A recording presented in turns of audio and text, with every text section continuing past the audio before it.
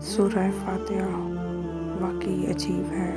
یہ سورت انسان کو مٹی سے اٹھا کر عرش کے نیچے لا کھڑا کرتی ہے۔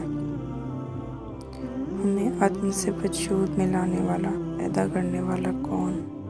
اللہ، الحمدللہ۔ پھر ہمیں پالنے والا کون؟ رب العالمین۔ دنیا میں ہمیں تھامنے اور چلانے والا کون؟ الرحمن۔ آخرت میں ہم کس کے سہارے ہوں گے؟ الرحیم۔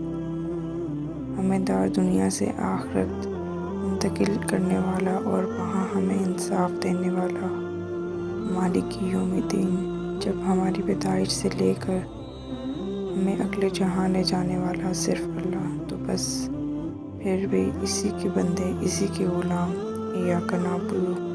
جب غلامی اسی اختیار کی، مدد کے لیے بھی صرف اسی کے سامنے جھکیں گے۔ وایاک نستعین۔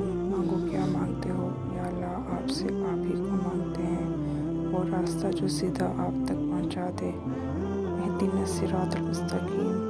اور ہمیں انعام یافتہ افراد میں شامل کر دے۔ صراط الذین انعمت علیہم۔ اور ہمیں گمراہی اور آپ کے غضب سے بچا دے۔ غیر المغضوب علیہم ولا الضالین۔ آمین یا رب العالمین۔